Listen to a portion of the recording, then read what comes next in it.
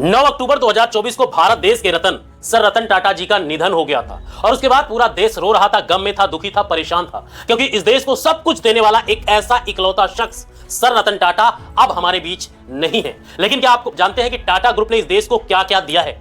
अगर आप इंडिया में रहते हैं तो आपका दिन में कभी ना कभी टाटा ग्रुप ऑफ कंपनीज के किसी ना किसी प्रोडक्ट से पाला जरूर पड़ता होगा। सड़कों पर दौड़ती हुई गाड़ियों पर नजर डालें तो टाटा मोटर्स, हवा में उड़ते हुए प्लेन्स को देखें तो एयर इंडिया पर नजर जरूर जाती होगी। और यहां का आइकॉनिक ताज होटल तो पूरी दुनिया में मशहूर है, जिसे टाटा ग्रुप ही ऑन करता है। पावर से लेकर फैशन तक और चाय से लेकर नमक तक हर जगह टाटा ग्रुप ऑफ कंपनीज का ही राज है। पूरे इंडिया में छोटी बड़ी 100 से ज्यादा कंपनियां हैं जो टाटा ग्रुप के अंडर आती हैं। अब यहां आपको लगता होगा कि यह सब सफलता रतन टाटा की हिम्मत और विजन से आई है। हाँ, उनका कंट्रीब्यूशन तो जरूर है, लेकिन ये एम्पायर जो हम देखते हैं, इसकी कामयाबी की कड़ियां 150 साल पीछे जाकर मिलती हैं। आज इस वीडियो में हम कहानी के कई सारे परत खोलेंगे और जानेंगे कि कैसे एक विजनरी ने अपने सपनों को सच कर दिखाया और टाटा ग्रुप को बनाया एक global power house. Tata group के प्रोडक्ट 150 से ज्यादा देशों में एक्सपोर्ट किए जाते हैं, जबकि 100 से ज्यादा देशों में टाटा ग्रुप अपने ऑपरेशंस खुद मैनेज करता है। 2024 के एस्टिमेट्स के मुताबिक टाटा ग्रुप का कैपिटल $403 बिलियन का है, जो कि इंडियन करेंसी में 33,500 अरब है। जबकि पाकिस्तानी रुपीस में बात की जाए तो यह नंबर इतना बड़ा है कि पाकिस्तान के ऊपर जितना कर्जा है वो एक नहीं 2 बार उतारा जा सकता है। गाड़ियां हो या ज्वेलरी, नमक हो या चाय, एयरलाइंस इंडस्ट्री से लेकर एयर स्टेज सर्विस तक टाटा ग्रुप 24 से ज्यादा प्रोडक्ट या सर्विसेज में अपने पैर जमाए हुए बैठा है। कामयाबी के इस सफर का आगाज रतन टाटा के दादा नहीं बल्कि परदादा जमशेद जी टाटा ने आज से 156 साल पहले सिर्फ 500 रुपए से शुरू किया था। जमशेद जी अपने फादर के साथ कॉटन के ट्रेडिंग का काम करते थे और 1868 में उन्होंने अपनी खुद की ट्रेडिंग कंपनी की बुनियाद रखी। जो कॉटन वो बेचते थे वो ज्यादातर एक्सपोर्ट होती थी और उसमें से कुछ टेक्सटाइल मिल्स खरीद कर कपड़े सूरत में बेचते थे। इस तरह जमशेद जी को आइडिया आया कि कॉटन जो मिल है उसकी शुरुआत की जाए, इसके साथ साथ एक टेक्सटाइल मिल भी लगाना चाहिए। लेकिन मिल लगाने के लिए ज्यादा इन्वेस्टमेंट की जरूरत थी और इतने पैसे नए बिजनेस में लगाना काफी रिस्की था। उस वक्त चिंचपोकली में एक ऑयल मिल काफी नुकसान में जा रही थी और अल्टीमेटली वो बैंकक्रप्ट हो गई, तो उन्होंने सस्ते दामों पर उस ऑयल मिल को खरीदा और उसको कॉटन मिल में कन्वर्ट करके चलाना शुरू किया। उस मिल को अलेक्जेंड्रा का नाम दिया गया। 2 सालों के बाद उन्होंने उस मिल को जो नुकसान में जा रही थी उसे प्रॉफिट में बेचा और एक नए मैन्युफैक्चरिंग प्लांट के जितने पैसे जमा कर लिए और उस वक्त बॉम्बे कॉटन की मार्केट का हब था, जिसे कॉटन ओपोलिस ऑफ इंडिया भी कहा जाता था। जमशेद जी का ताल्लुक खुद भी बॉम्बे से ही था, लेकिन इसके बावजूद भी उन्होंने अपनी नई कॉटन मिल बॉम्बे से 770 किलोमीटर दूर नागपुर में एस्टेब्लिश की। इस नई मिल को इंप्रेस मिल का नाम दिया गया, जिस पर बॉम्बे के लोगों ने उनको कॉटन के मार्केट से इतना दूर मिल बनाने पर बहुत ताने भी दिए। किसी को भी यह समझ नहीं आ रहा था कि जब बॉम्बे कॉटन की मार्केट का हब है तो जमशेद जी नागपुर में मिल क्यों एस्टेब्लिश कर रहे हैं। पर वक्त ने साबित किया कि जमशेद जी का यह फैसला बहुत अच्छा था। पहला यह कि रॉ मटेरियल यानी कि कॉटन की फसलें ज्यादातर नागपुर के करीब होती थी, जिसकी वजह से रॉ मटेरियल की सप्लाई का इनको कोई मसला नहीं था। दूसरा रीजन यह था कि वाटर सप्लाई, कॉटन को कपड़ा बनाने के प्रोसेस के दौरान बहुत सारा पानी चाहिए होता है और नागपुर के पास कई नदियां और झीलें हैं, जिनकी वजह से पानी की सप्लाई का भी मसला खत्म हो गया। तीसरा रीजन था मजदूरों की अवेलेबिलिटी और कम दामों में, क्योंकि बॉम्बे जैसे शहरों में मजदूरों की डिमांड ज्यादा थी, इसी वजह से वहां अक्सर मजदूरों की शॉर्टेज होती रहती थी और शहर में कॉस्ट ऑफ उसकी जो कास्ट थी वो भी ज्यादा होने लगी थी, जिसकी वजह से उनका रेट भी ज्यादा था और नागपुर में बेरोजगारी ज्यादा होने की वजह से यहाँ रेट बहुत कम और अवेलेबिलिटी ज्यादा थी।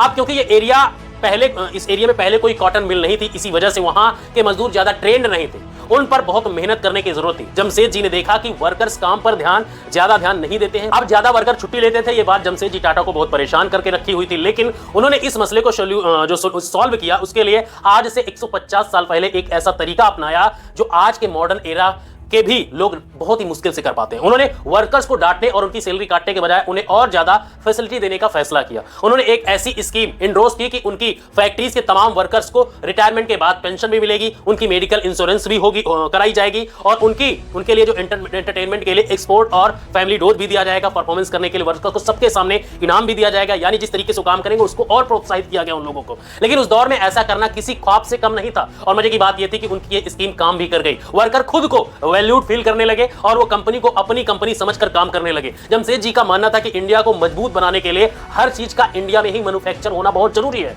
और अपना यही मिशन लिए वो कोशिश करते गए। उन्होंने मजीद कंपनियां लगाना शुरू कर दिया। उस वक्त सिल्क बहुत प्रीमियम कपड़ा समझा जाता था और उसमें सबसे ए क्लास सिल्क फ्रांस से इंपोर्ट होता था। फ्रेंच सिल्क वर्म पूरी दुनिया में बेहतरीन सिल्क प्रोड्यूस करने के लिए जाने जाते थे। जमशेदजी फ्रांस गए और वहां से फ्रेंच सिल्क वर्म की ब्रीड इंडिया में लेकर आए, लेकिन मसला यह था कि ये सिल्क वर्म सिर्फ यूरोप के क्लाइमेट में ही अच्छा प्रोडक्शन देते थे और इस वजह से इंडिया में उनका सर्वाइव करना काफी मुश्किल था। लिहाजा उन्होंने बेंगलोर में एक सिल्क फर्म एस्टेब्लिश किया, जहां का क्लाइमेट इस खास सिल्क वर्म के लिए काफी बेहतर तो था लेकिन परफेक्ट नहीं था। शुरुआत में उन्होंने काफी मुश्किलात का सामना उनको करना पड़ा, जैसा कि फ्रेंच सिल्क वर्म में अक्सर बीमारियां फूट पड़ती हैं। इन मसलों को फिक्स करने के लिए पहली बार कंट्रोल एनवायरनमेंट सिल्क वर्म की जो फार्मिंग का जो कॉन्सेप्ट था वो जमशेद टाटा जी लेकर आए थे इंडिया। खुशकिस्मती से ये एक्सपेरिमेंट काम कर गया और इस तरह से जमशेद जी टाटा ने सिल्क की सूरत में जो है सिल्क का एक बड़ा कारखाना शुरू कर दिया, प्रोडक्शन उसका शुरू करवा दिया। आज इंडिया दुनिया के सबसे बड़े सिल्क प्रोड्यूसर में से एक है और ये सब उन सबके एक्सपेरिमेंट, इनोवेशन और रिसर्च की वजह से ही मुमकिन हो पाया है। उस वक्त इंडिया में ब्रिटिश ईस्ट इंडिया कंपनी और फ्रेंच ईस्ट इंडिया कंपनी का राज था। जमशेद जी ने फ्रेंच ईस्ट इंडिया कंपनी को टारगेट किया और 1885 में पौंडीचेरी में एक कंपनी बनाई जिसका मकसद सिर्फ और सिर्फ इंडियन टेक्सटाइल्स को फ्रेंच कॉलोनी के बीच में जो इंट्रोड्यूस कराना था, लेकिन ये आइडिया कम डिमांड की वजह से कामयाब नहीं हुआ। कॉटन के अलावा वो अपना नेटवर्क और भी बढ़ाना चाहते थे। वो चाहते थे कि इंडिया में जो भी चीजें इस्तेमाल होती है वो पूरी तरह से इंडिया में ही मैन्युफैक्चर हो। उनके टोटल चार ख्वाब थे, आयरन और स्टील की मैन्युफैक्चरिंग, होटल, एजुकेशन और हाइड्रो इलेक्ट्रिक प्लांट। पर सिर्फ होटल ही वो ऐसा सपना था जिसको वो पूरा होते हुए देख पाए और ये था द ताज होटल, जो 1903 में कंप्लीट हुआ था बनकर। जब ताजमहल होटल पहली बार खोला गया तो इंडिया का पहला होटल था, इसमें इलेक्ट्रिसिटी कनेक्शन था। इसके अलावा अमेरिकन फैंस, जर्मन्स, एलिवेटर्स और टर्किश बाथ भी इसमें इंस्टॉल किए गए। शुरुआत में ताजमहल होटल के रूम्स का रेंट सिर्फ ₹1 हुआ करता था, जिसमें अटैच बाथरूम भी शामिल था। ताजमहल होटल खोलने के पीछे क्या वजह था, इसके बारे में कई कहानियां मशहूर। कहा जाता है कि एक बार जमशेद जी वो मुंबई में मशहूर वाटसन होटल, जिसे आज एस्प्लेनेड मेंशन भी कहा जाता है, में जाने की परमिशन नहीं मिली क्योंकि वो सिर्फ ब्रिटिशर्स के लिए बनाया गया था। इसी वजह से उन्होंने ताजमहल होटल बनाने का फैसला किया, लेकिन इस कहानी को चार्ल्स एलन नामी एक राइटर ने झूठा करार दिया और लिखा कि जमशेद जी इतनी छोटी सी बात को दिल पर नहीं ले सकते थे, बल्कि उनको अपने शहर बॉम्बे को उनसे काफी लगाव था और वो अपने होम टाउन को एक गिफ्ट देना चाहते थे। ताजमहल होटल को इस तरह से डिजाइन किया गया कि उसके हर रूम में समंदर का नजारा इस तरह दिखाई दे, ऐसा मालूम हो कि होटल समंदर के ऊपर फ्लोट कर रहा है। उस दौरान में ब्रिटिशर्स तेजी से पूरे ब्रिटिश इंडिया में रेलवे नेटवर्क बिछा रहे थे, जिसमें लगने वाला हजारों लाखों टन लोहा ब्रिटेन से इंपोर्ट किया जाता था। जमशेद जी का ख्वाब था कि वो इंडिया के स्टील प्लांट यहां पर मैन्युफैक्चर करें और इसके चलते उन्होंने पूरे भारत में स्टील बनाने के लिए आयरन रिजर्व को ढूंढना शुरू कर दिया और 17 साल तक यह तलाश जारी रही और बिल आखिरकार बंगाल में आयरन रिजर्व मिल ही गया। 1895 पर स्टील प्लांट का आगाज कर दिया, लेकिन बदकिस्मती से स्टील बनते हुए देखना जमशेद जी के नसीब में नहीं था। 1904 में जमशेद जी की डेथ हो गई और उनके अधूरे मिशन को आगे बढ़ाने के लिए उनके बेटे दोराबजी टाटा को मैदान में आना पड़ा। इसी मिशन को आगे बढ़ाते हुए 1907 में iron and steel company establish कर दी गई, जिसे आज टाटा स्टील के नाम से भी जाना जाता है। यह एशिया का सबसे बड़ा पहला स्टील प्लांट था और वर्ल्ड वार में इसी प्लांट के जरिए ब्रिटिशर्स ने अपनी स्टील की डिमांड को पूरा किया था।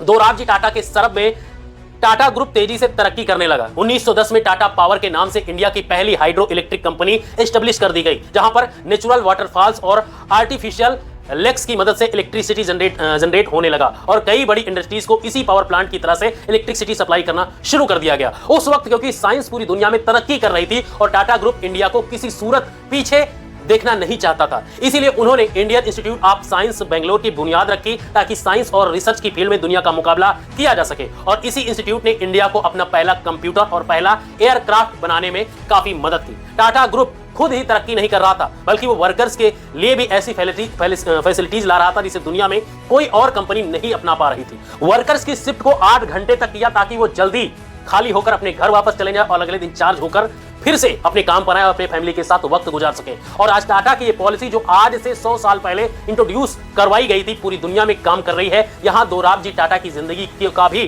फुल स्टॉप लग गया। 1932 में उनकी डेथ हो गई, लेकिन इन 28 सालों में उन्होंने टाटा ग्रुप को स्टील, पावर और साइंस की कई ऐसी चीजें बनाकर इस देश के लिए उन्होंने नवाजा। रतन जी के बाद टाटा ग्रुप की जिम्मेदारी उनके एक फैमिली मेंबर्स जेआरडी टाटा के हाथों में आ गई। जेआरडी टाटा एविएशन में एक्सपीरियंस रखते थे, इसीलिए कंट्रोल संभालते ही उन्होंने इरादा कर लिया था कि वो इंडिया को अपनी एयरलाइंस देंगे। जेआरडी टाटा ने टाटा एयरलाइंस की बुनियाद रखी, जो किसी इंकलाब से कम नहीं था। भारत को अपनी एयरलाइंस मिल चुकी थी, जिसकी पहली फ्लाइट को खुद जो जेआरडी टाटा है उन्होंने उड़ाया था और इंडिया के फर्स्ट कमर्शियल पायलट होने का जो खिताब है उन्होंने अपने नाम कर लिया था। लेकिन 1947 में इंडिपेंडेंस मिलने के बाद इंडिया में मौजूद काफी इंडस्ट्रीज को इंडियन सरकार ने अपने कंट्रोल में ले लिया, जिसमें टाटा एयरलाइंस भी थी और इसका नाम बदलकर एयर इंडिया रख दिया गया।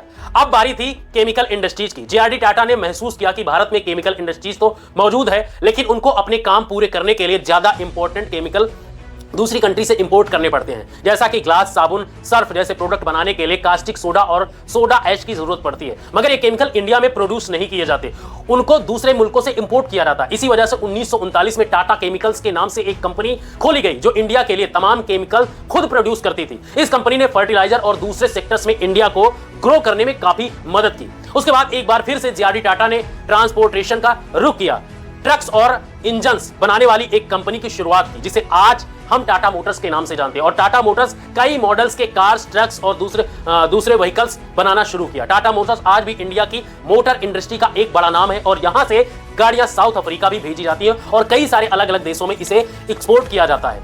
उसके बाद 1960 में जब कंप्यूटर और टेक्नोलॉजी की तरफ दुनिया बढ़ने लगी तो टाटा ग्रुप भी पीछे ना रहा। उन्होंने इंडिया की सबसे पहली सॉफ्टवेयर और आईटी कंपनी टीसीएस यानी टाटा कंसल्टेंसी सर्विस बना दी।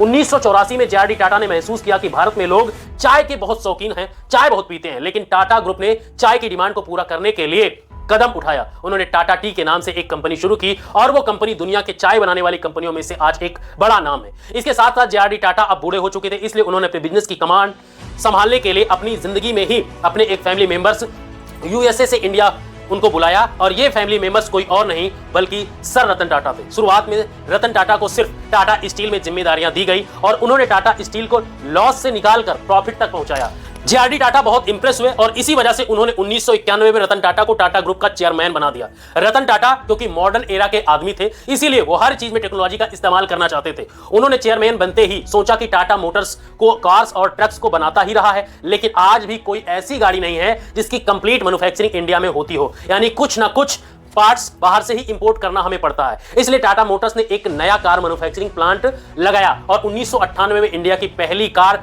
इंडिका को लॉन्च किया। टीसीएस जो सिर्फ पहले बेसिक डेटा एंट्री और मैनेजमेंट का काम करती थी, उसे सॉफ्टवेयर डेवलपमेंट का में शिफ्ट कर दिया गया और दुनिया की लीडिंग सॉफ्टवेयर कंपनीज लिस्ट में लाकर उसे खड़ा कर दिया गया। रतन टाटा के अंडर टाटा ग्रुप ने दुनिया के मशहूर ब्रांड्स को खरीदना भी शुरू कर दिया। कई सारे ब्रांड्स रतन टाटा के अंदर जब उन्होंने कमान सवाली चेयरमैन बने तो कई सारे ब्रांड्स को उन्होंने खरीदा। टाटा ने उस वक्त की मशहूर टी कंपनी टेटली टी को एक्वायर कर लिया।